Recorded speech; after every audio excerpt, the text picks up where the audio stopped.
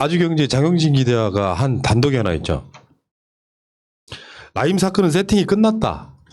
변호하는 척만 해달라면서 변호사를 구하고 다녔다는 거야. 네, 어쏘 변호사라고 하더라고요. 그러니까 실제로는 그걸 주도하는 변호사는 따로 있어. 네. 이따가 나와. 그게 이제 우리는 A 변호사라고 하는 사람은 의심이 되죠. 근데 이 사람은 전면에 나서고 싶지가 않아. 사실은 이 사람이 진두주의 해가지고 다 세팅이 끝났는데 네가 변호만 하는 역할만 해주면 되는 거야. 연극 배우를 해달라는 거죠. 그렇죠. 예. 그렇게 지금 사람 알아보고 다닌다 그래서 어떤 변호사가 거절했다. 처음에는 맡으려고 했다는 거잖아요. 예, 굉장히 사건이 크니까 이제 경력을 막 시작하는 변호사 입장에서는 자기 이력에 큰 도움이 되니까 좋아했다. 프로필에 큰 사건으로 박을 수 있어서 욕심이 나서 단번에 하겠다고 했는데 그 이후에 이제 다른 사람한테 전화가 와서 당신은 그냥 출석만 해주면 된다 왔다 갔다 하고 다 세팅됐기 때문에 당신이 할 역할은 없다. 그래서 너무 불쾌해가지고 다시 거절했다고 하잖아요.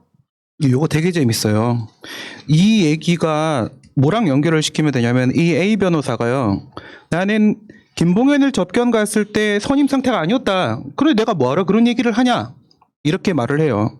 2020년 5월달 나는 선임 상태가 아니었다. 김봉현은 반대로 그거보다 2달 전에 2020년 3월달에 이미 우리는 선임이 되어 있었다라고 얘기를 합니다. 이거 누구 말 뭐 믿을지 모르겠다면 그냥 넘어가는 걸로 치고 그럼 너는 선임된 상태가 아니기 때문에 가서 그런 말을 하지 않았다? 우선 이거는 구치소를 접견하는 방법에 대해서 변호사 아닌가요? 왜 모르죠? 변호사 선임된 사람이 들어갈 수도 있는 거고요. 선임을 하러 들어갈 수도 있는 거고요. 그거는 아무 상관이 없는 거예요. 이것도 아무 의미가 없고요. 여기서 확실한 게 하나가 딱 터집니다. 이게 바로 뭐냐면 이 장용진 기자가 이 35살짜리 로스쿨 출신의 젊은 변호사, 아무 경력도 없는 변호사한테 와서 자존심을 긁어갖고 이 사람이 거절했는데 그런 사람이 서너 명이 더 있다라고 했잖아요. 그럼 여기저기서 지금 찾고 있는 거야. 시다발이 할 놈을 찾고 있는 중인데 다들 자존심 상해서 안 한 거죠. 그런데 그 어쏘 변호사에 대한 이 취재 내용은 김봉현 편지에 이미 나와 있어요. 완전 신기하잖아요. 김봉현 편지에 이미 어쏘 변호사를 준비하고 있다는 말이 나와요. 그러면 장용진 기자의 취재 내용은 팩트일 가능성이 매우 높다는 것이죠. 그러니까 기본적으로 변호사법 위반이지. 왜 정관예우가 어떻게 되냐면 전화변론으로 하는 거예요. 정식으로 수임하지 않고 내가 관련된 판사나 검사한테 전화해 주는 거야. 실제로 이 사람 법적 책임은 없어. 그런데 이 사람의 그 무게감 이런 것 때문에 들어주는 관계. 그래서 술 한잔 사고 어떤 경우는 그쪽으로부터 돈을 받으면 전화변론 수임료를 받으면 그걸로 나눠주기도 하고 이게 우리나라 법적인 대표적인 문제 중에 하나였단 말이에요. 그러니까 거기서 유전 문제가 나오는 거죠. 비중 있는 검사 정관 출신 변호사를 선임하면 선임이 아니야. 선임해버리면 오히려 안 돼. 선임은 안 되는 상태에 그걸 총 그림을 그렸던 변호사가 바로 A 변호사라는 건데 그 사람이 누구냐는 이따 2부에서 추정하기로 하고 정말 잘못되어 있는 이런 관행들을 갖고 지금 그런 걸 해왔다는 거잖아요. 그러면서 거기에 난 더 이상 이해가 안 되는 게 실제로 수사 관련된 검사를 같이 술을 먹이고 접대와 향응을 받고 그 사람이 그 사건 담당 검사로 올 수 있다는 것 자체가 여러분 상상이 가능하십니까? 이게 1980년대나 90년대라면 이해가 되지만 영화에서나 봤던 장면들이죠. 댓글 보시면은 비밀의 숲은 아무것도 아니라는 얘기 그냥 나오는 거예요. 이건 드라마 같은 이야기야. 작가가 많이 부족했네요. 근데 이게 더 재밌는 게 뭔지 아세요? 그러면 거기서 1,000만 원 그냥 사실 룸사롱 유흥주점이라는 곳에서 술을 한 병을 팔 때 20에서 25만 원 정도에 판매를 하거든요. 술값으로 그거 계산하는 사람들이더라. 네, 근데 25만 원 되는 데는 되게 파는 데는 잘 운영이 안 되는 경영이 안 되는 집이고 한 20만 원에 팔아요. 그러면 1,000만 원씩이면 500병을 먹어야 돼요 하룻밤에. 죽을 수도 있어요. 그렇게 계산하면 그런데 그렇게 계산하면 욕 먹어요. 선수들끼리 뭐 그렇게 계산해요. 그냥 이제 나쁘게 말하려고 이제 그냥 단순 계산을 해봤는데 근데 이게 그러면 그 검사들 현직 검사 3명을 만난 후에 그 중에 한 명이 나를 수사하는 팀장으로 올 것이다. 단순히 이게 아니에요. 뭐냐면 이 사건의 시작은 2019년 8월 환매 중단 선언 사태부터 시작이에요. 그러니까 아직 사건이 없어요. 사건이 시작하고 변호사가 움직이고 가서 로비하고 이게 아니라 아직 사건이 안 터졌어요. 근데 그게 내부적으로 알고 있었던 소리잖아. 그렇죠. 이제 네. 환매가 중단될 거다는 거예요. 네, 그거를 하기도 전에 준비하는 거예요, 지금. 그러니까 여기서 1조 6천억 털기 놀이를 시작하기도 전에 나는 당연히 이렇게 저렇게 수사를 받게 되겠지? 그 받게 될 수사팀까지 준비를 하고 있는 거예요, 지금. 아주 기획 환매 중단 행위죠. 그러니까 악질인 거야, 지금. 검사들도 알고 있었다는 거죠. 알고 있는 거죠. 금융 범죄를 조사하는 그러니까 뭐 금융정보기획과 뭐 이런 것들 부서들도 있잖아요. 그러니까 그런 데서도 이미 다 파악을 하고 있었고 그러니까 금융감독원에서도 어느 정도 눈치는 채고 있었다고 볼 수 있는 거예요. 그러니까 이런 1조 6천억이라는 그 돈 자체가 그러니까 그 이전에 낌새가 분명히 나왔을 텐데 그러니까 한날 한시에 모든 가입자들이 동시에 환매를 요구하는 게 아니잖아요. 어느 순간 어느 때는 정상적으로 운영되는 것처럼 보여주기 위해서라도 정상적으로 환매를 해주는데 어느 순간부터 계속 미루거나 다른 말을 돌려서 조금 더 기다려달라고 이렇게 설득을 하는 케이스가 계속 나오기 시작하면 그 금융권에서 이제 소문이 돈단 말이에요. 저 팀 왜 저러지? 이상한데? 그러니까 펀드에 가입한 사람들은 수익률만 낮아져도 그 컴플레인 전화를 엄청나게 합니다. 그렇기 때문에 그 전화를 받느라고 다른 업무를 못하면은 거래하는 다른 팀에서 야 너희들 왜 전화를 안 받냐 이런 식으로 또 컴플레인이 들어가거든요. 그러니까 그런 낌새는 어쩔 수 없이 나타날 수밖에 없는 거예요. 요게 김학의 사건 때 정말 엉뚱한 데서 터져가지고 김학의 사건이 이제 불거지기 시작을 하잖아요. 이것도 비슷한 거였거든요. 사실은 말씀하신 금융감독원과 금융위원회의 문제는 이미 로비는 시작을 한 거예요. 그러니까 금융위원회라는 것은요, 우리나라 금융 정책을 짜는 곳이고요. 얘가 금융감독원을 감독해요. 그러면 이 금융감독원은 관리감독하는 애들이에요. 얘는 금융기관들을 감독하거든요. 그러니까 이 금융감독원을 막으면 끝나요. 근데 이 김봉현이라는 사람의 불알 친구 청와대 행정관이라는 사람이 원래 금융감독원의 왜다 불편하다. 네, 초딩 친구 파이어볼. 알았어, 파이어. 네. 그래서 그 사람이 금융감독원에 있던 사람이에요. 거기 있다가 행정관이 됐던 것이기 때문에 이 사람을 통해서 금융감독원을 막았던 거고 이게 왜 엉뚱하게 터졌냐고 하냐면 이 라인펀드라는 이 자산운용사가 처음에는 그냥 자문사였어요. 투자 자문사 아무것도 아니었는데 엄청난 고수익을 약속을 합니다. 3%에서 7% 약속을 하는데 처음에 그걸 지켜줘요. 예. 지켜주니까 사람들이 막 모이기 시작하죠. 6조 원까지 늘어나기 시작해요. 투자 금액이. 그런데 중간에 한번 사고가 터지는데 하이소닉 주식을요. 하이소닉이 2018년도 12월 13일 날 거래 중지를 시키거든요. 그럼 여기에다가 투자했던 사람들 다 손해볼 거 아니야. 근데 이 라인펀드가 바로 전날 13일 날 중단을 시키는데 12일 날 직걸 다 처분해요. 그러니까 뭔가 이상하기 시작을 한 거죠. 여기서 고발이 들어가면서 이제 움직이기 시작을 한 거고 그리고 이게 얘네가 재밌는 게 얘네들도 되게 멍청한 게요. 4개의 모펀드, 엄마 펀드가 있고요. 밑에 173개의 아들 펀드, 자펀드가 있어요. 이 자펀드의 우리은행, 신한투자 이런 애들이 붙어서 막 판매를 해주는 거예요. 사람들이 막 끌어모으죠? 이게 모펀드한테 돈을 줘요. 그럼 이 모펀드가 4개 중에서 중심에 있는 한 놈이 미국에 있는 IIG라는 펀드에다가 투자를 넣어요. 근데 여기에는 바로바로 환매가 안 돼요. 오래 묶여 있어요. 대신 수익은 높죠. 이렇게 돼 있는 건데 이게 지금 이제 폰지라고 하는 이 돌려막기 게임이거든요. 이 밑에 자펀드 173개 있죠. 이게 왜 여기까지 늘어나냐면 처음에 이거 하나를 만들어요. 근데 사람들이 이거는 바로바로 환매가 되는 상품이었어요. 사람이 돈을 달라고 하죠. 없잖아. 그럼 A 펀드에서 돈을 줘야 되는데 줄 돈이 없으니까 B 펀드를 만든다. 투자를 받아.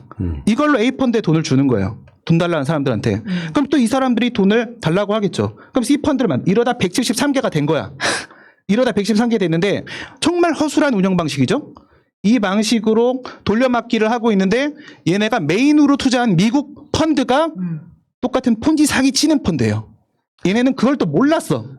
모르는 상태에서 저기다 돈을 넣었어.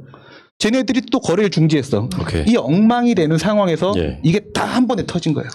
그러니까 지금 이것도 이제 원죄로 들어가면은 박근혜 정권 때 맞아, 2015년. 창조경제 일환으로 그 사모펀드 관련한 법에 굉장히 그 뭐랄까 금융감독원이 감독할 수 없을 만큼 자유롭게 규제를 풀어놓은 네. 이 측면 때 시작된 거라고 보면은 참 국민의 짐은 정말 평생 예. 국민의 짐이 되고 있다 이런 생각이 좀 드는데요. 문제는 이제 그 정도까지 우리가 갈 이야기는 아닌 것 같고,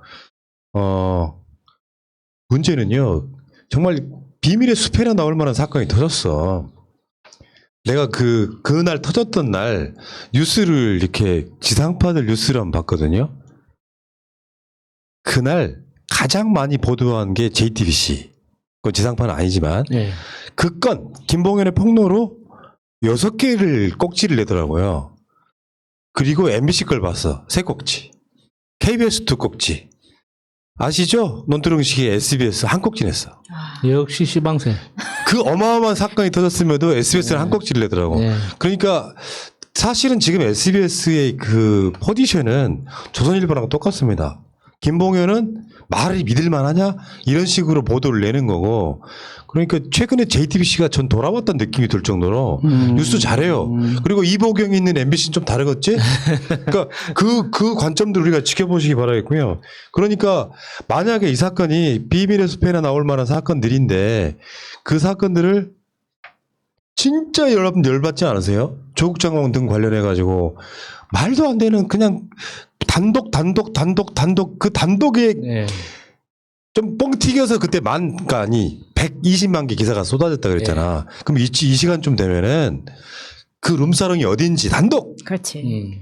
거기서 누구랑 술을 먹었는지 단독 술값은 얼마인지 무슨 술을 먹었는지 이게 뭐 1인당 1명씩 앉았는지 1인당 2명씩 앉았는지 그렇지 빈풀인지 고추장인지 마요네즈인지 그렇죠. 뭐 이딴 것들을 보도해야 되잖아. 안 하고 있잖아. 근데 그리고 거기다가 약간 정말 상식적으로 김봉현 씨가 정말 타고난 천하의 사기꾼이다. 그래서 그 사람의 폭로를 다 믿을 수 없다. 그렇게 지금 야당에서 주장하지 않습니까?